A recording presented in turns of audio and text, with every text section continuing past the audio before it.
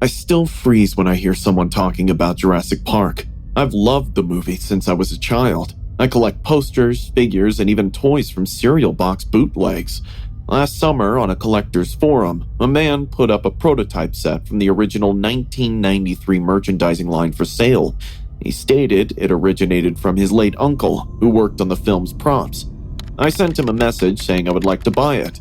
He replied he only accepts local pickup, so I'll have to drive to his place to get it. I got his address and found out he lives on the outskirts. When I reached his house, a weird discomfort ignited in my mind. The house was particularly covered in trees and set back from the main road, as if the forest was attempting to reclaim it.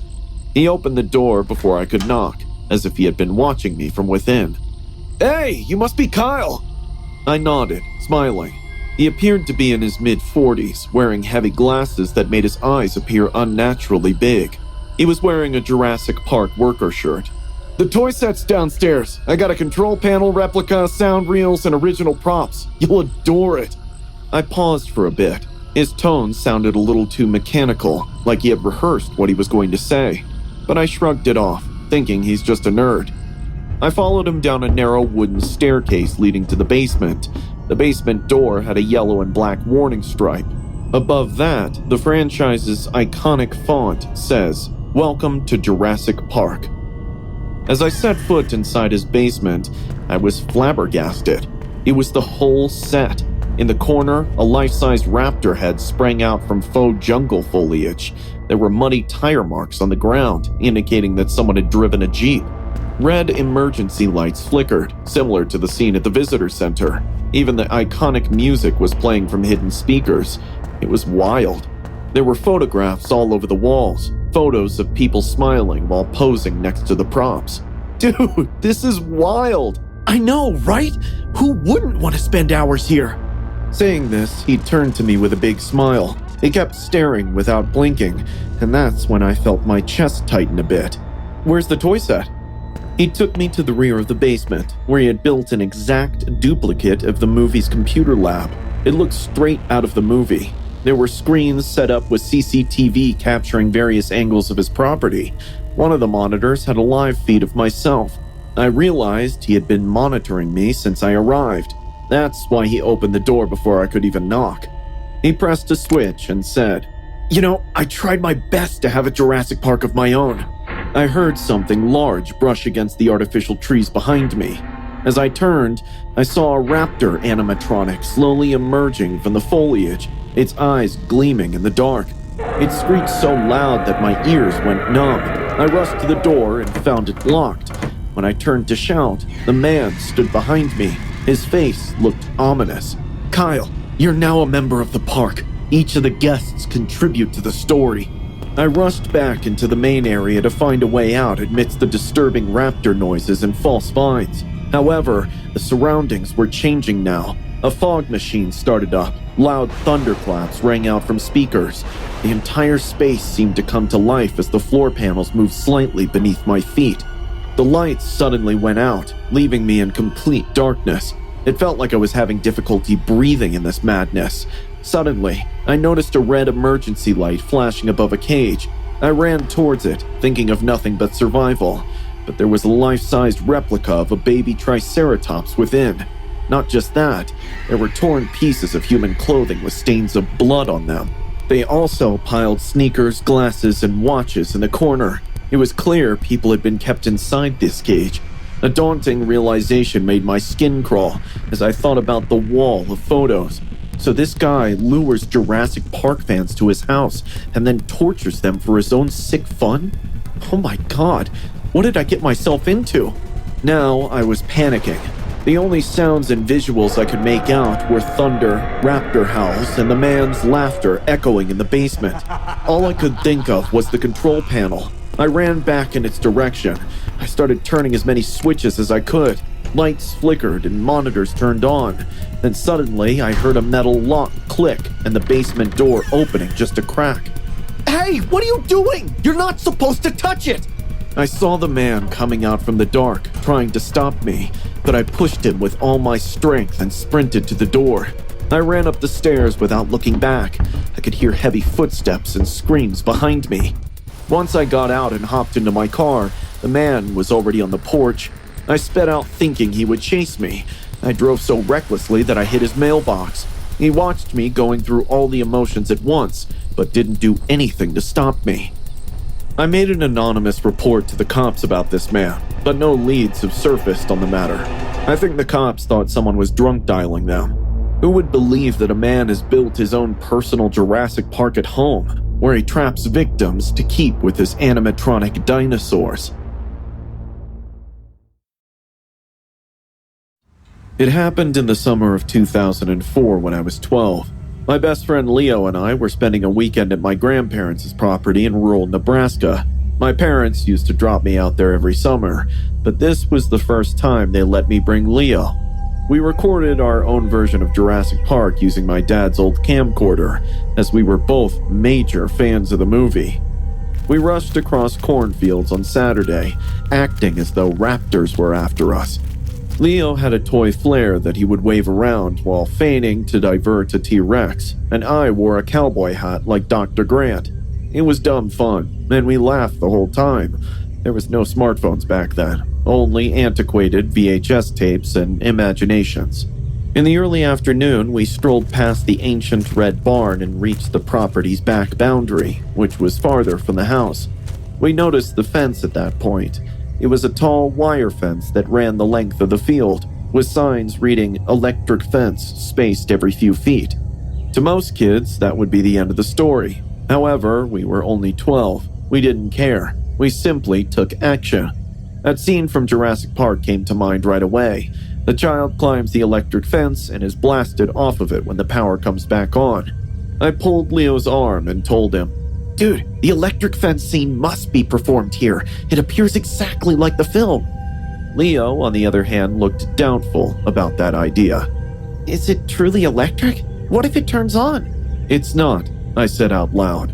"Look, Grandpa doesn't even keep the cows back here in the summer, and there's no noise of them buzzing. It's probably not working.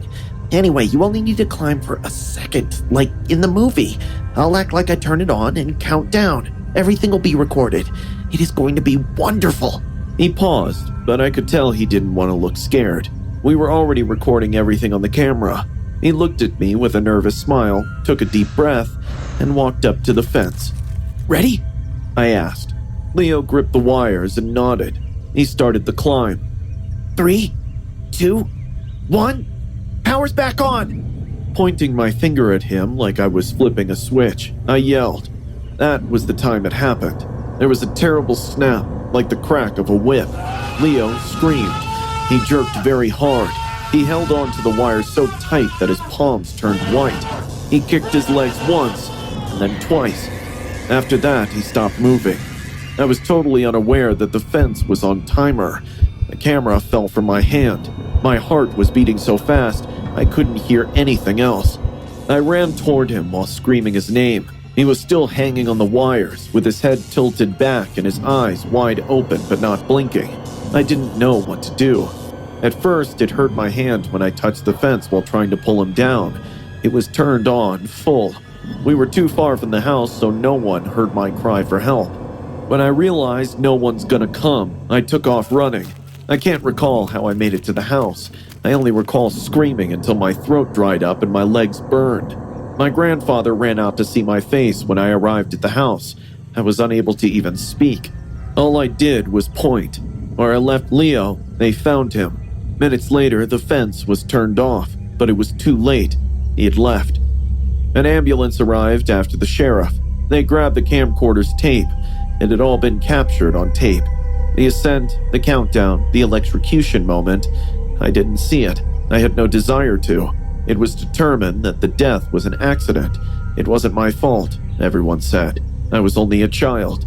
However, I was aware that I was to blame. I persuaded him to do it. It was safe, I said. I didn't talk to anyone for weeks following the funeral. I didn't eat much. I stayed up late most nights just to stare at the ceiling and hear his scream over and over in my head. When I closed my eyes sometimes, I could see his legs moving and his scared face. I longed to return. I regret not climbing it with him. The questions, the investigation, or the funeral weren't the most difficult aspects. The most haunting memory for me is recalling the expression on Leo's face just before he scaled the fence. That forced smile, as if he wanted to withdraw but didn't want to disappoint me. More than anything, that look haunts me. I still dream about that fence 20 years later, still floating in the air. Leo is jerking and then stopped moving. I see him in my dreams asking, "Are you sure it's off?" Guilt never goes away. For a while, it simply hides. That tape is still in my parents' attic somewhere. It is no longer discussed. However, I am aware of its existence. I am also aware of what's on it. Since that day, I haven't handled a camcorder. In addition, it has been years since I last saw Jurassic Park. I am unable to. It reminds me too much. The fence, the music, and the dinosaurs all transport me back to that one moment I wish I could take back. I get startled when I pass a metal gate or come across a warning sign. Leo was my best friend, and I killed him. It was meant to be another weekend in the summer, just another stupid reenactment of a movie, but it ended in the worst memory of my life. I was 19 years old when I encountered fear and helplessness at the same moment. After receiving acceptance to a college, I was desperate to find a place that wouldn't deplete all of my student loan funds. I found a post for a shared house only 10 minutes from campus, after looking through dubious listings and expensive dorm rooms. The advertisement was short and straight to the point. Roommate wanted. Rent is reasonable. Separate, quiet, and clean room available. If interested, contact Ryan. His phone number was also mentioned there, so I texted him right away. I received a message back within an hour. Ryan Miller was living in this apartment and needed a roommate to split the rent. That afternoon, he offered to show me around and told me the room had been looking for its master for quite a while. It sounded a little odd, but then I thought maybe I was just nervous about living with someone I didn't know. But I had no other option, and the place set well enough with my requirements. Ryan was like every normal guy when I first met him. He was quiet, soft-spoken, and maybe a little awkward around women. He told me he was in his mid-20s, worked from home, and loved Jurassic Park a lot. A few pictures in the hallway caught my eye, and his room, well, it looked like a small museum. There were movie souvenirs, model skeletons, and dinosaur figurines on every shelf. He said he's a student of film studies and working on his own independent project. I moved in right away. Everything went well. Ryan spent most of his time in his room. In the kitchen, we had a quick conversation. He inquired as to what I was studying and whether I enjoyed movies before launching into a lengthy discussion about how Jurassic Park was a vision rather than merely a movie. I nodded, courteously, and had dinner in the living room. I fell asleep fast that night because of the fatigue from the entire day. Around 2 a.m, I woke up to a weird sound. It was a low rumble. I guessed it was coming from outside, possibly a dog or maybe distant thunder. But the more I paid attention to it, the closer it sounded. At one point, I realized it was coming from within the apartment. This low, deep growl changed quickly into a long, loud screech. It sounded like the scary BGM of movies. I sat up in bed immediately. The heart was racing, and palms were sweaty. The growl continued, and it was coming from the living room. I got out of bed slowly and opened my door just enough to see what's going on. What I saw made my stomach turn. Ryan was down on his knees, crouched in the living room corner. He had on a full velociraptor mask, like the ones you can find in Halloween shops. I heard the same growling sound and understood it was Ryan who was making it.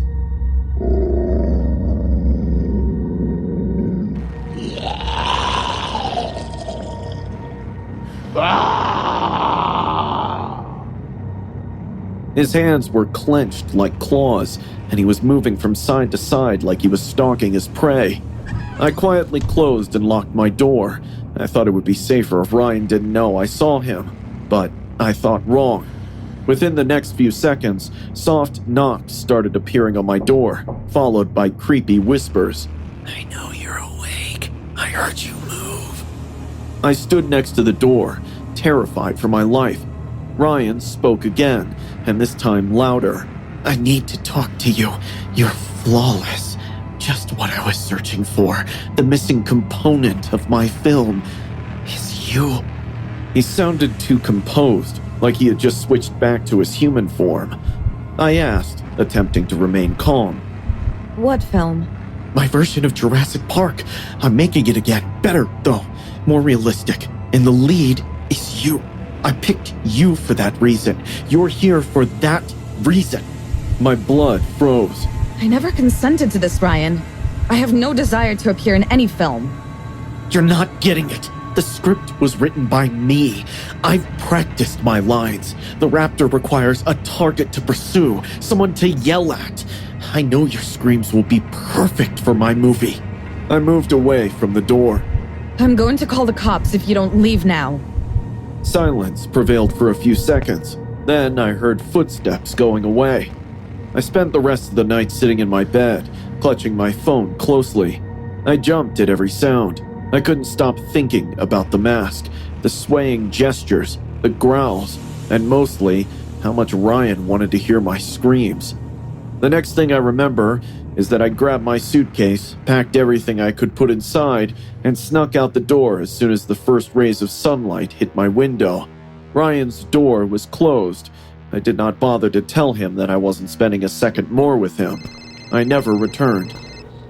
For days, he called me from different numbers. He mumbled phrases from his script into voicemail. The park isn't complete without you. Please come back. I did not respond. I changed my phone number and relocated to a different block. This continued for a month until one day he stopped calling. I was happy that he's gone from my life. But till today, when the lights are turned out and the room is calm, I occasionally see Ryan in the corner wearing that raptor mask, his eyes gleaming yellow in the dark.